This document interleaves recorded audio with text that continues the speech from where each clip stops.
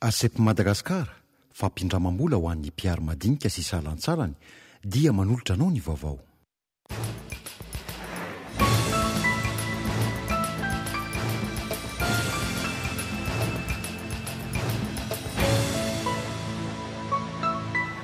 I Julietienne natolotry ny PMP vovonan'ny Maronisa manohana ny filoham-pirenena ho Prime Ministre. Tetsy Ambohitsirohitra no nanaterana izany anarana izany tamin'ity androany ity. Misy 550 ireo député nanao soni ny anarana izay nivory tetsy amin'ny Hôtel Ibis.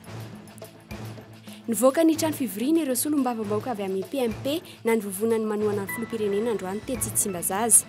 Noho ny tsy fisian'ny lalàna amin'ny fifidianana izay atao no anton'izany raha ny fanazavana avy amin'izy ireo.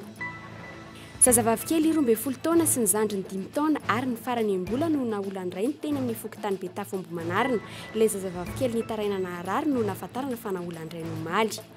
Tovolahy iray 19 taona iray hafa no voalaza fa manolana ireo ankizy mpiara-milalao aminy ao amin'ny fokotany Andavy-Avaratrilafy. Ny orinasa Samsung no nahavita ny finday lehibe indrindra maneran-tany, milanja 720 faingo 770 kilao ity fitaovam-piantsoana goavana ity, antony nahatafiditra azy tao anatin'ny boky Guinness taona 2014. Ny antsiprian'izay avy hatrany.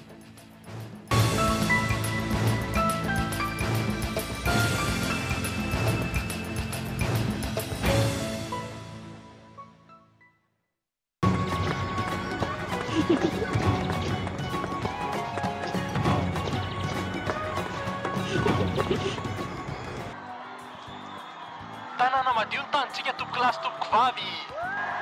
Ny toky fitaka fa ny atao no hita. Mila teti-bola sy pakady mifanitsy amin'ny filanimponina ny sehatry ny rano sy ny fanadiovana. Raha fanjakana mavoty manao asa soa.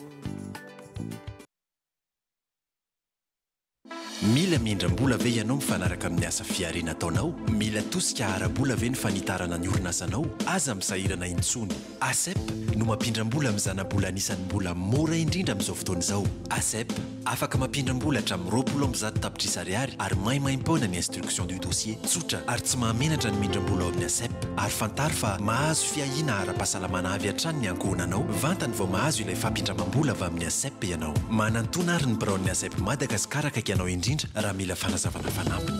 ASEP Madagasikara. Findramam-bola tsara lanja, fiahiana ny ankohonana.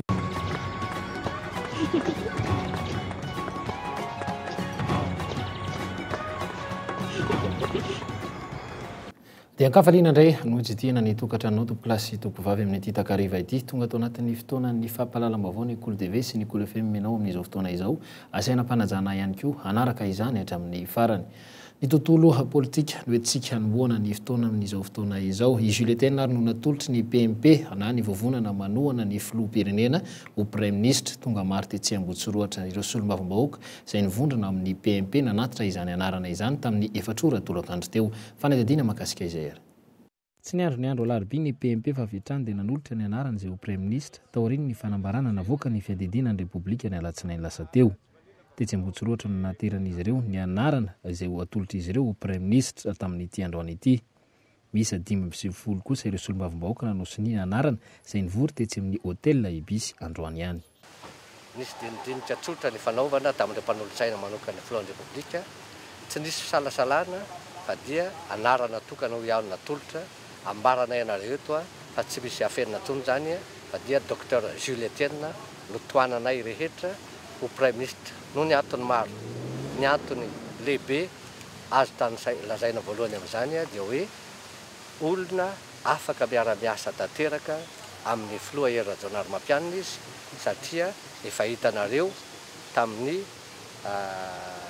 fiodinana voalohany tamin'ny fifidianana filohan'ny Repoblika. Indroa miantaona ny fiaonana tetsy Ambohitsirohatra ireo lehibe anantoko no faharoa atao aorianan'ny fanoloran'ireo maro anisan'ny anarana izay ho Prime Ministre izany hoe ireo solom-bavambahoaka izany. Raha ny fanazavana azo dia saika tsy anambara ny anarana voarakitra anatin'ny valopy atolotra ny filoha izy ireo ary tsy nanao izany ireo solom-bavambahoaka fa ireo lehibe anantoko no nanao izany izay nambaran'izy ireo fa mbola tsy ny fanarahana aloha hatreto. Misy indray araka izany ny fanahiana anivo ny sampanohana ny filoha. Taka izao ary ny resaka ny fanaovana tamin'ireo solom-bavambahoaka teo ampivoana ny lapa. Niarana nanao soni izay miisa ho 570 na 95 ny isanay nanao sonia dia nanolotra ny anaran'ny olona ho tendreny ho anisan'ireo ho tendreny prime ministra fa fantatro le fanontaniana ny amaliko azy dia averiko indray satria Andriamatofoloha nanome safidy malalaka anay dia nomena safidy malalaka koa izy anjaran'ny prime ministre anjaran'Andriamatofoloha no mijery an'izay hoeninareo ihany izy rehefa atorony le izy. Manoloana izany indrindra dia mbola nitondra fanazavana ireo lehibe nantoko mikasika ny fanazavana izay navoaka ny ACC izay nambarany fa didy ihany no azo ivalozana 5 fanambarana na hevitry ny ACC fotsiny ihany no ivoaka ity.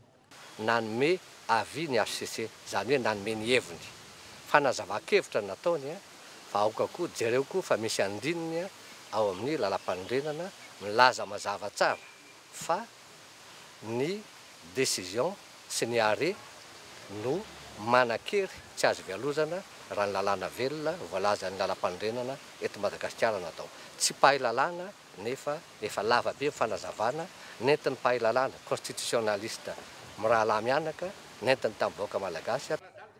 Manana ny safidy mazava araka izany ny filoham-pirenena amin'ny safidy eo ampelantanany amin'izay toerany ny prime ministre. Ny tenan'izay efa nanambara mazava fa olona tokony iray saina aminy no tokony eo amin'ny toerany izany prime ministre izany. Araka izany dia niova tanteraka ny kisarisary politika Iaza Rasampa asany Dr Jules Tene roa izany zao no anarana fa ny filoham-pirenena misafidy ny prime ministre laza ny heviny nanazava ny andininy ao amin'ny lalam-panorenana momba ny anjaran-draikitry ny prime ministre lehibe ny gouvernemanta sy ny fifandraisana amin'ny filoham-pirenena ny fitsarana avy momba ny lalam-panorenana tamin'ity androany ity na ny HCC moa izany taorina ny sezina na ny fangatahana fanazavana nataon'ny prime ministre Omer Belziky farany teo. Voalaza amin'izany moa fa mavesa-danja kokoa ny fanapahan-kevitry ny filoham-pirenena izay lany no ny safidim-bahoaka ara-pomba demokratika eo amin'ny prime ministre araka ny votoantany lalam-panorenana tamin'ny faraka ambin'ny folo ny volana desambra 2024. Io dia miteraka ny fankatoavan'ny prime ministre lehibe ny gouvernemanta ny filohan'ny republika izay filoham-panjakana ihany koa. Voalaza nyity fanazavany ny HCC ity moa ihany koa fa tsy maintsy miara-miasa ny filoham-pirenena mba hampizotra sy hampandeha ny raharaham-panjakana rehetra izay tapaka mandritry ny filan-kevitry ny ministra. Isan'ny tondra fanazavana momba ny mahazava-dehibe any tsy maintsy hitovian'ny tandokanga eo amin'ny filohan'ny republika sy ny prime ministre ny mpahay lalàna Jean-Éric Coutoir Somaly. Arahantsika tahaka izao ny fanampanazavana. Azo atao ny mbola tsy nindrindreo mbola afaka miresaka mapary izy hoe izy amindreo no tendreny na hoe manolora olona hafa mety afaka hiasa tsaratsara koa miaraka amika. Io zavatra be io resaka fiaraha-miasa io tsy raha ifanipaka ny prime ministre sy ny filohan'ny republika tamin'ny dia mitsoka ny fandehan-draharaha eto amintsika. Mila fiaraha-miasa ary ny zava-misy koa eo anatin'ny lalam-panorenana na ny fipetraka izy rehetrarehetra ny prime ministre nge voalaza ao anaty lalam-panorenana hoe ny filohan'ny republika no mametra ny politika akapobe ny firenena ny politika akapobe ny firenena io zany tokony avy amin'ilay programan'ny filohan'ny republika dia ny prime ministre ny gouvernemanta miaraka ny gouvernemanta no manatanteraka ny politika akapobe ny fanjakana. Fa iza tokoa moa i Jules Tene Roland Jules Tene Raharivony no tena anarany 4 taona dokotera mpitsabo izy avy any atsimo atsinana ny nosy ny fiaviany tsy nandray andraikitra atao anatin'ny tetezamita nandritra ny 5 taona ary iray amin'ireo kandida filoham-pirenena izay nolavi ny CES na ny fitsarana manokana misahana ny fifidianana ka tsy afaka ny faninana. Izy no nanolotra ny Hery Rajaonarimampianina ho kandida filoham-pirenena niaraka tamin'ny Kolo Roger tsy dia fantatra loatra teo amin'ny tontolo politika izy na dia maro aza ny fianakaviany no efa mpanao politika hatramin'izay.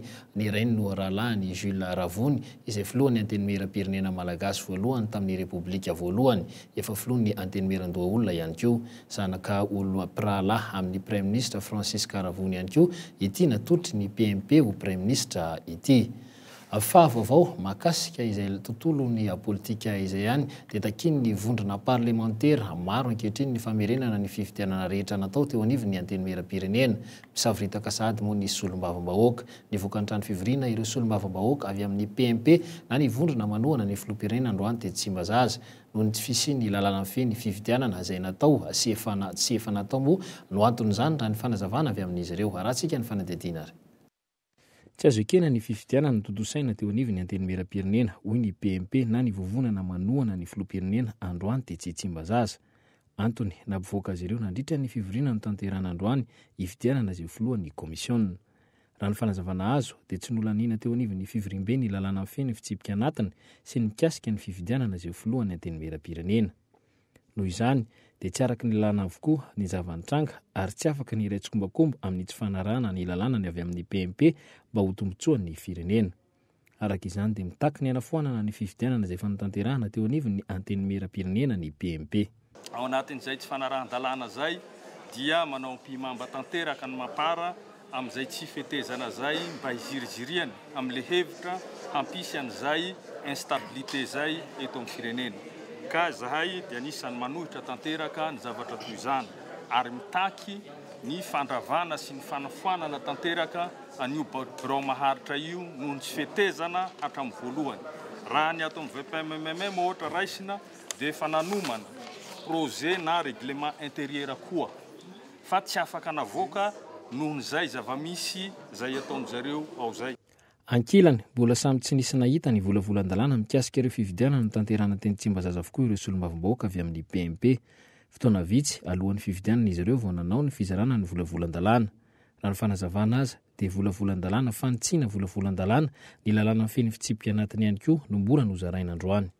Fanaovana tsinitsinina ny lalàna, mpanao lalàna no ametranana eto izay tsy hoentina amin'izany zavatra tsy manara-dalàna zany ary izay birao maharitra sy komisiona izay apetraka eo aminay dia tsy ara-dalàna daholo satria projet d'amendement momba ny projet de règlement intérieur no ampiasaina tsy izay no fandehany fa tsy maintsy lanina aloha ny projet ny règlement intérieur laniny be sy maro dia io projet de règlement intérieur io nentina manatanteraka fifidianana filohan'ny antemera, manatanteraka ny filoha lefitra, manatanteraka ny komisiona ka noho izany izay rehetrarehetra reto miombon-kevitra daholo ary fantatritsika ny zavatra mitranga amin'izao fotoana izao fa dia fikambanana antoko anankiray no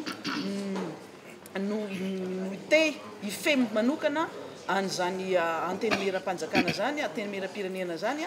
Androany dia mbola fiadinany maro anisa no tena hita teo anivy ny antenimieram-pirenena. Na dia efa hita fa vitsy sy tsy nahafeno ny isa aza ny mpikambana nandany sy hifidy ny filohan'ny komisiona dia nirosy any izy ireo na nizingizina moa ny mapara fa mahafeno ny salanisa araka ny fanazavana izy ireo hatrany. Zany 76 zahay ao. Minoritaire zany le nivoaka reny. L'art de faible io chaise vide io. Rehefa minoritaire ny tafajanona ato dia mitohy ara-dalàna ny asa. Zay zany fitsipy-dalao ato. Ina zany majoritaire le tavela ato. Raha majoritaire mapara voto ina tsy nanapahana le règlement intérieur. Efa tapahanay le règlement intérieur ka. Karaha ohatra hoe na politique de chaise vide zay atako hoe l'art des faibles averiko indray mandeha. Minoritaire zareo mivoaka teo didikan'izay majorité miasa ao tamin'izany ihany koa dia nisy tamin'ireo mpikambana teo anivon'ny mapara no nilaza fa tokony andry ireo solombavambahoaka hafa aloha vo irisona ny fifidianana saingy tsy nanaiky ireo mpikambana hafa. Misa 720 ny isan'ny komisiona anivon'ny antenimieram-pirenena raha ny volavolan-dalàna hita androany. Taorian'ny fivoriana natao aza dia rava-maina izany noho ny tsy fahampiny ny fetrisa takiany lalàna ka rava-maina ihany koa ny fivoriana izay nitanterahany ny mapara samirery teo anivon'ny antenimieram-pirenena.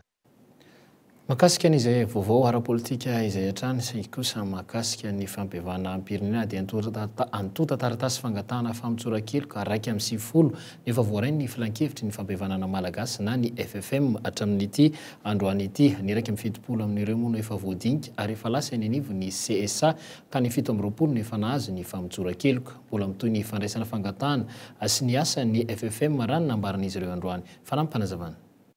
Ny sisa moa dia mandeha miandalana satria le asany mbola mitohy na ny fandraisana demande mbola mitohy ny fandiniana mbola mitohy ary io asa maharitra mbola misy fanadiadiana fa tsy zavatra azo atao maimaika be na dia hoe amnistia ara izy fa matoy izy efa nalefanay any amin'ny CSA dia mifa hoe efa voadinika misy recevable misy aloha tsy recevable.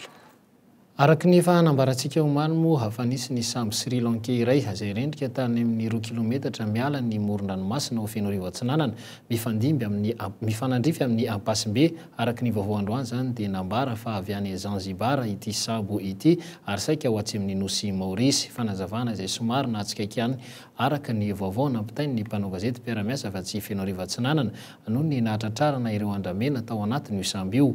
Mbola eo pelatana ny manam-pahefana ny toerana ankehitriny ireo Sri Lanka 7 niaraka tamin'ny sambo io saingy mbola tsy fantatra mazava ihany koa ny tena ho fepetra izay aresy ny manam-pahefana ny toerana. Andrasana araka izany ny fivoarany vaovao momba izany raharaha izany. Afahazavantranga tetsy Ambomanarina kosa indray dia zazavavy kely 12 taona sy ny zandrany 5 taona ary ny afarany 9 mbola no naolan'ny irainy tetsy amin'ny Fokotany Betafo Ambomanarina. Ilay zazavavy kely izay nitaraina naharary no nafantarina fa naolan'ny irainy omaly. Efa eo pelatana ny mpitandro ny filaminana ilay rangahy amin'izao fotoana izao. Ireo zaza kosa dia mbola tsaboana eny amin'ny hopitaly. Gaetan Andriatsilavo. Habibina no azo ambara manoloana ny fanolanana nataon'ilay raim-pianakaviana ny zanany 3. Omaly no tsikaritry ireo mpiaramonina fa hafahafa ilay zaza mbola 5 taona monja. Rehefa nanontaniana sy nitambazana vola ilay zazavavy kely dia nilaza ny zavatra nahazo azy. Lalao tany le zaza zany dia milalao miaraka amin'ny ankizy izy dia zahay moa manasa lamby eto zany izay sy le ramatoa mifanilatsana aminazy dia ozy izy le zanaky le ramatoa ray hoe mama marary ny akena hony dia ay zany dia nijerevanay le izy dia izy moa zany nakadikadinay dia natsonony ny antsolona be da be zany zay satria manahirana le fiarahamonina dia ny antsolona be da be zay dia tena tantara le zaza hoe dadanay ozy izy nasiny dadanay tany any ozy izy nareo manohy anazy dia avy eo ozy izy nasiny seraingy fa le seraingy tsy azoko hoe nataony ahoana le seraingy na nataony ahoana fa zay foana zany ny teny le zazakely dia avy eo moa nentinay tany amin'ny Fokotany izy. Tsy vitany hoe naolany araka izany ireo zanany fa mbola nampiasainy ny fanafody ihany koa. Araka izany netin'ireo fokon'olona tany amin'ny Fokotany ilay zaza rehefa avy nosavaina ka ireto farany no niantso ny mpitandro filaminana sy ny mpitsabo. Dia netin'ny fokon'olona vany le zaza dia netina niditra tato amin'ny brotato dia rehefa nisavainay le zaza hoe naolany dadany ity dia savainay le zaza dia napidinay pataloha dia sokafanay dia hitanay fa misy potika mihitsy ny ilan'le zaza kolonina droite. Zay zavatra hitanay dia misy zavatra fotsifotsy ao anatin'ny fivavian'le zaza. Dia avy eo moa zareo netina tany amin'ny dokotera zay ny zavatra hitanay. Tsy vao zao akory no nanolanany ray ny ireto zanany ireto raha ny fanazavana azo hatrany. Efa naolany ihany koa ny zanany vavy matoa vao 12 taona monja. Le reny ny nanazavana satria za mantsy mivarotra tanàna ao dia zany nataony orineno izy ty zanako ty ozy nisy nanolany kanefa tsy fantatra io izay olona nanao anazy fa andeha hoentina any amin'ny havany reny osy vavaka zany ho tsabony izy zay no nafantarako an'le izy fa io izy le zokony zany io. Manoloana ny zava-mitranga nanambara ireo mpiaramonina fa efa hatry ny ela no nampiayay azy ilay raim-pianakaviana. Tsy mbola nisy tranga mamofady tahaka izao raha ny nambaran'izy ireo hatrany. Ary lehilahy io zany toa dia mafisina eto fa be da be faute vitan'io ary toa dia menasinasy be an'izao avan'izao hoe mpiasa amin'ny fitsarana ny havany fa zay tsy matahotra ny lahy ary tia ndray mitorako ity zany tsy andeha fiarana intsony satria mamofady zanaka nateraka ao zao aolanao. Notazonina vonjimaika ny tsara lalàna raim-pianakaviana ka atolotra fampanoavana rampitso. Ilay zanany kosa mbola tsaboina eny amin'ny hopitaly. Ifandraiky amin'izay vaovao izay hatrany dia tovolahy iray 12 taona kosa no tratra fa nanolana ankizy maromaro tao amin'ny Fokotany iray tao ankadikely lafy omaly. Raha ny fantatra moa dia efa ela no nanaovany izao atoetra ratsy izao saingy tsy nisy nasainy taraina ireo ankizy izay naolany noho ny fampitahorana ataony ity tovolahy ity. Ny Andro Andrinarsoa no mitatitra izay vaovao izay.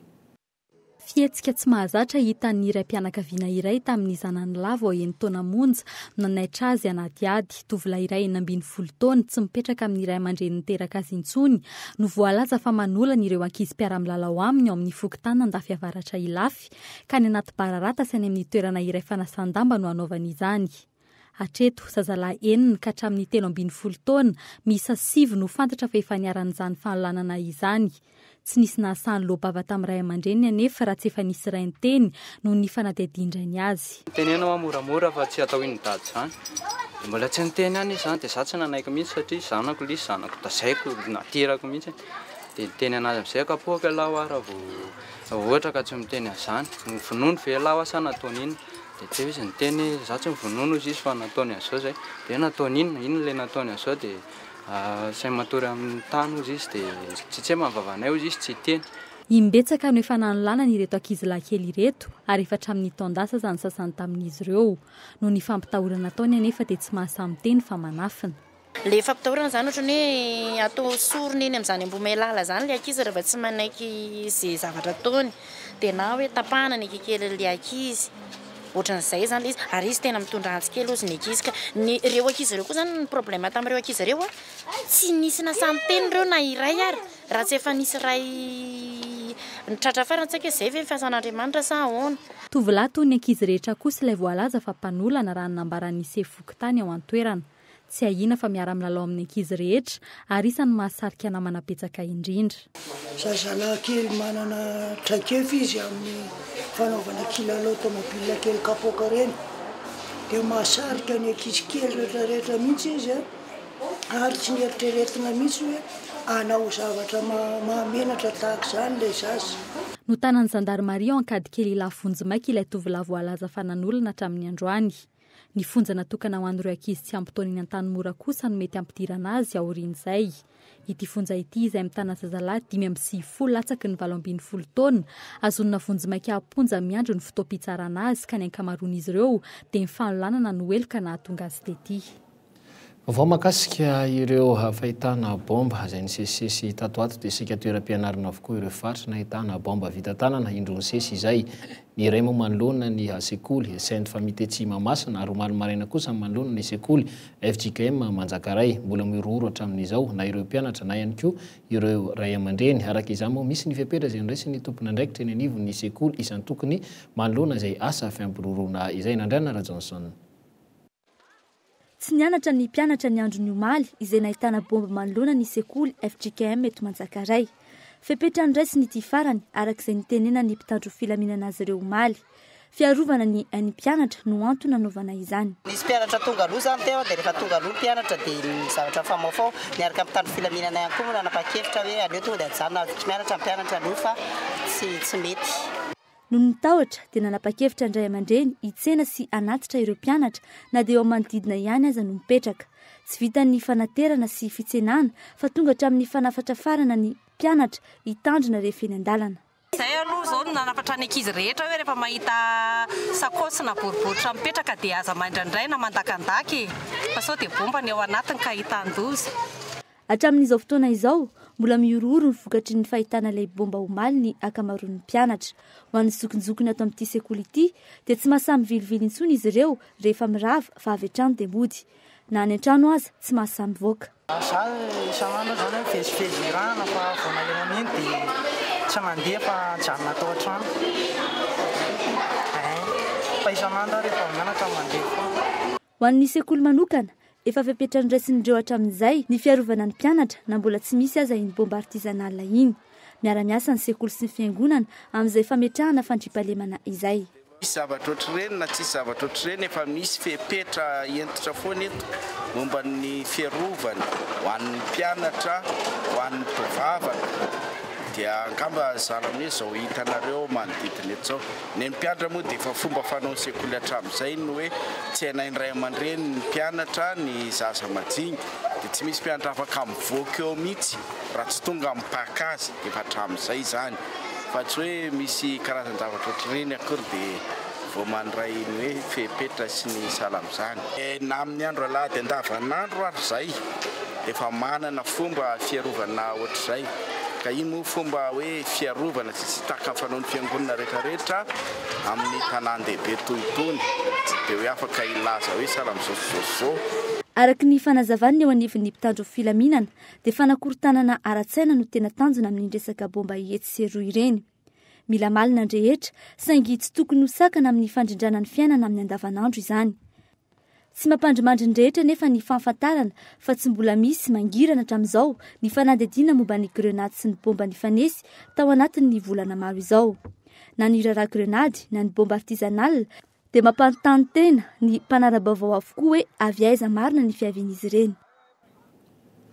Mahakasika izay tontolo ny tsy fandriam-pahalemana izay hatrany dia fantatra ary tamin'ity andro an'ity fa maty ny zandarmarim-pirenena avy Atsimo-Sbe ny lehilahy roa izay voalasa fa Jolay tany an-toerana rehefa nandositra tamin'ireo mpitandro ny filaminana moa tamin'ireo izay fotoana izay saika isamboran'ny zandary azy. Ny fihazonana basy Kalaknikov 4 sy balampolo no antony saika nisamborana azy ireo noho izao ny afara tamin'ny fahafatesana izao. Taorina ny fandalovan'ny filoham-pirenena farantany moa tany an-toerana tamin'ny tapabolana lasa izay dia enjana amin'ny famerenana ny filaminana ny tompona andraikitra any an-toerana. Vao makasika ny lafiny sosialy dia tsy manaiky ny ala eo amin'ny tsenany Bagdad etsy amin'ny 17 hektara ireo mpivarotra mahery ny 500 mivarotra ao an-toerana. Niverina ny lanja sora mavety-ndray moa izy ireo tamin'ity andro an'ity ary efa ho iray volana izao no nanao ny fihetsiketsehana. Mangataka fanazavana ihany koa izy ireo amin'ny nivarotan'ny olona milaza ho tompon'ny toerana amin'izao fotoana izao. Ny kasanidina an-dalambe moa ireto mpivarotra ireto saingy tonga teny an-toerana ny avy amin'ny Emoreg nandamina ny toedra raha Zora Kotondrina. 500 mahery ireo mpivarotra mivelona amin'ity tsenan'ny Bagdad ity ary mamelona olona anarivony maro. Efa ho iray volana izao no nanao fihetsiketsehana matetika ireto mpivarotra ireto. Mitaky ny sy ainisorana azy ireo eto amin'ity toerana ity izy ireo. Ny ankapobeny mpivarotra eto dia mivelona isan'andro amin'ny varotra ataony. Fitokonana ato Bagdad anay menakavy mihitsy io ary zay vonona ny anoana delegenay atao tanàna amin'ny fitokonana. Mosa reny zay raha tsy vatra androany zao dia inona zao no zay zao androany rehefa nahandro vomanga satria tsy mivaro raha lain'ny tompo veno tany dia aiza zay angalatra sahandropo dia inona ny ataonay zay olona mamely mpady aman-janaka manana zanaka mianatra. Ny kasany hidina an-dalambe ireto mpivarotra ireto io maraina io teo am-piomanana ny voaka izy ireo no tonga teny an-toerana ny eo anivon'ny Emoreg nandamina. Raha nambaran'ireto farany ny fisorohana ny fanakarotanana ny fifamovozana no natongavany teto. Nisy ny fifampiresahana teo amin'ny rotonta ka nijanona tao anatin'ny faritry ny tsena ihany ireo mpanao fihetsiketsehana. Maro tamin'ireto mpivarotra ireto no efa teto tao anatin'ny 12 taona raha nambaran'ireo mpanao fihetsiketsehana teratany vahiny no nividy ity toerana ity ary hanangana trano eto izy ireo. Tsy manaiky izany anefa ireto mpivarotra ireto ny nivarotana ilay toerana no tena antony fihetsiketsehana. Tena mampalahelo ireto mpivarotra reto. Tanatin'ny firy-taona nanamasaka n'ity toerana ity niaritra orana atsika rehetrarehetra mbola vovoka ity zavatra ity nampidirina tato reto mpivarotra reto. Nefa zao efa lasa somon zao le toerana roana amizay olona anankiray no mivarotra ny tany. Olona 4,000 mahery reny ny olona mivelona anatin'ity zavatra ity. Koa manainga mavesinao zay filoham-pirenena jereo zahay fa tsy mahita toerana. Efa nisy ny fihaonam-pivarotra tamin'ny manam-pahefana vitsivitsy mangataka ny fanampian'ny filoham-pirenena ihany koa izy ireo amin'izao toedra raha izao. Amin'ity faran'ity volana ity no fempotoana farany nomeny ny mpividy ny tany hialan'izy ireo eto. Makasika izay vaovao ara-tsosialy izay dia zara raha mahenika ny fandaniana ao anatin'ny iray andro ny vola iray alina ariary ao amin'izao ho an'ny fianakaviana izay nahitana olona 5 antony moa izay nahitana fiakarany avokoa ireo entana ilaina amin'ny fiainana andavanandro tato anatin'ny 3 taona izay. Vokatr'izay ny fidangan'ny vidim-piainana izay dia tsy misy vola eo ampelantanana intsony atao tahiry rehefa tonga ny faran'ny volana ho an'ny ankamaroany ny tokantrano eto Andrenivohitra. Sitraka Ravony Erson. Tsy nitsahaniakatra ny vidin'ireo entana ilaina fiainana andavanandro tao anatin'ny taona vitsy izao.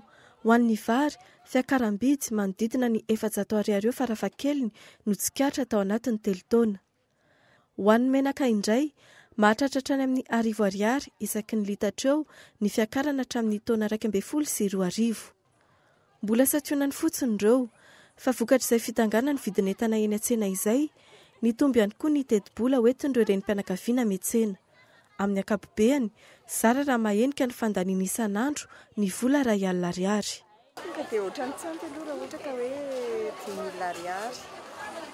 Ohatrany anako aloha izao dia ataoko tafiditra ao ny vary sy ny laoka. Dia ny goûter anjanako ihany koa. Dia ny frais mody. Toy izay ihany koa, tsy ampy amin'ny filana rehetra amin'ny andavanandro ny vola R1,00 ho anty ireny mpianakaviana ity. R1,00 aloha zao dia vary kilo dia nakely pepa dia charbon dia miako ny fangaron-doka dia izay dia ny frais mandeha miasa. Raha amin'ny akapobeany manodidina ny 3 hetsy ariary isam-bolana eo lany reto ireny mpianakaviana ireto amin'ny fiatsanana sy ny frais fotsiny. Tsy mbola tafiditra kosa ny vidin-jiro sy rano sy ny tsara-pianarany mpianatra. Vokany zara raha misy ny ambim-bava hiatrehana ny tampoka. Raha ny tahira aloha tsisy hatreto. Ho anty ireny mpianakaviana ity indray tsy maintsy nitady vahaolana hafa izy ampitomboana ny vola miditra ao an-tokantrano. Mbola manana tahiry kely ihany satria manao vadinasa hafa ihany koa ankoatra ny asako. Raha ny antotanisa tafakatra hatrany amin'ny 4,700 ny fiakaran'ny vidim-pianana tamin'ny taona 13,20 iny, raha 5,700 izany tamin'ny taona 2020. Fiakaran'ireo entana ilaina amin'ny fiainana andavanandro toy ny vary no nitarika izany tahy izany. Vaovao mahakasika ny zava-mahadomelona kosa indray dia toerana hidonan'ny rongony mahery vaiky Madagasikara. Raha somary mangingina moa ny resaka rongony raviny sy ny zikaran'ny rongony tato anatin'ny herinandro izao ho an'ny teto andrenivohitra dia voapirofo kosa fa tena miodikodina miditra sy mivoaka eto Madagasikara ny afera sy ny trafikana rongony vovo amin'ny mahery vaika tahaka ny héroïne. Teratany karana iray antsoina hoe Yannick Mohamed Akbar Ali izay manana zoam-pirenena malagasy no fantatra fa voasambotra tatsy amin'ny nosy Maorisy androany. Kitaponisy héroïne rokolao no tratra teny aminy ary voalaza fa avy aty Madagasikara ireo zava-mahadomelona ireo raha antsika akaiky moa ny fivoarany ity raharaha ity. Fa iverenantsika kosa ny lafiny ara-tsosialy eo amin'ny lafiny fanabeazana izany dia fa ratsy ny foto-drafitrasa andraisana ny mpianatra ao amin'ny EPP ampasan'ny Sadoda tany amin'ny taona 7 tanoany asa fanamboarana farana natao tao amin'ity sekoly ity. Amin'izao kosa ny vola manokan'ny sekoly no azo avy amin'ny hofatrano no anatanterahana ny fanatsarana ny lakilasy. Mbola manampitrotraka ihany koa ny fahasimban'ny foto-drafitrasa ny loza sy tranga izay mitranga eo anivony ity sekoly ity. Fantatra moa ny fatratra avy hatrany moa teo anivony rindrin'ny sekoly mantsy ireo sarety iray izay nitondra fasika tamin'ity androany ity sitraka Ravony Erson. Toy izao ny rindrin'ny klasy amy amin'ny EPP ampasan'ny Sadoda na dia tsy mafiaza ny nandona ny sarety ny taona fasika ity rindrina ity efa antitra ny foto-drafitrasa any kaloka tanteraka ny rindrina. Mpianatra roa no naratra vokatra izany saingy tsy misy ahina ny fahasalamany raha ny nambara ny mpampianatra. Le sarety dia tsy voatazon'ireo le sarety zany fa tonga dia sososy mafy dia nandona n'le rindrina dia nandoaka n'le rindrina io zany. Le kon'le briky ihany zany misy nidona kely tamin'le anankiray anankiroa fa zany hoe zany fa fanjerena zany le izy fanjerena tamin'ny dokotera dia tsy manino ndraiky izy. Manampitrotraka ny fahasimban'ny ny foto-drafitrasa eo an-toerana io lozan'ny trango io zarizary ny toerana andraisana ny mpianatra ao amin'ny EPP ampasan'ny Sadoda. Tamin'ny 7 taona lasa misy asa fanatsarana foto-drafitrasa farany teto amin'ity sekoly ity raha nambara ny talian'ny sekoly. Asa fanatsarana foto-drafitrasa maro arak'izany no miandry eto amin'ity EPP ity. Ny tena maika dia fanamboarana hoe tafon'ilay sekoly. Ny tafo sy ny rindrina. Efa tena antitra be tolo zany izy. Hatreto aloha vola manokan'ny sekoly azo avy amin'ny fanofanan'ireo kilasy amin'ny tapakandro hariva tsy anaran'ny mpianatra no anatanterahana ireo asa maika ireo. Raha mikasika ny fampitaovana ny EPP kosa indray, volan'ny tetina 4,000 no nomeny fanjakana ity EPP ity tamin'ny taondasa. Vola izay nentina ny fidianana ireo kojakoja ilain'ny sekoly ampiodinana azy. Misy 5,300 ireo mpianatra ao amin'ity EPP eo ampasan'ny Sadoda ity. Afa vaovao avy any ivelany izay mahaliana sy mahatsikaiky any kosa no etsika hanohizana ny fahampalalam-baovao. Ny orinasa Samsung zany no nahavita ny finday lehibe indrindra maneran-tany milanja 7,70 faingo 7,70 kilao ity fitaovam-piantsoana goavana ity. Antony natafiditra azy ao anatin'ny boky ny Guinness ny taona 2012. Fanadihadiana ary.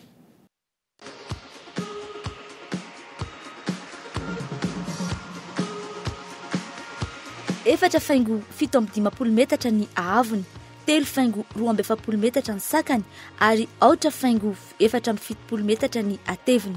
Ity ny finday lehibe indrindra maneran-tany. Finday lehibe sady afaka iantsoana sy andefasana afatra ity fitaovana marika Samsung ity.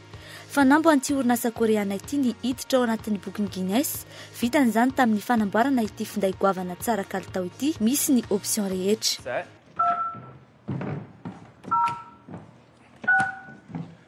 And then you would hit send, just like, again, a standard handset.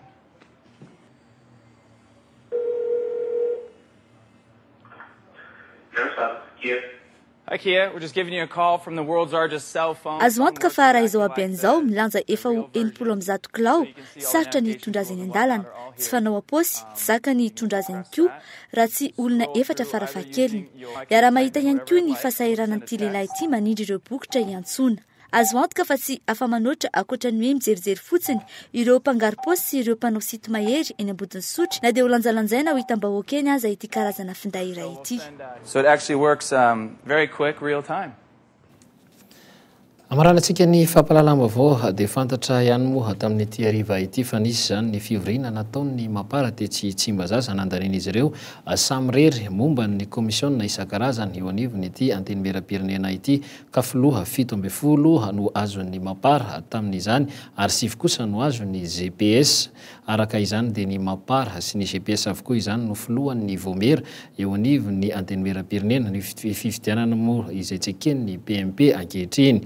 Manodidina n'ity resaka fifidianana eny amin'ny antenimieram-pirenena ity indray izany no ady hevitra manomboka rahampitso miaraka amin'izany ny hoe iza no manana herijika kokoa ho an'ny izay hovidian'ny filoham-pirenena ho Prime Ministre. Dia izay no mamarana ny fampalalam-baovao ary tompo klasy tompo vavy ankasitrahana ianao nanaraka izany hatramin'ny farany mametraka ny veloma mandrapitafa mandram-peona ho amin'ny manaraka indray.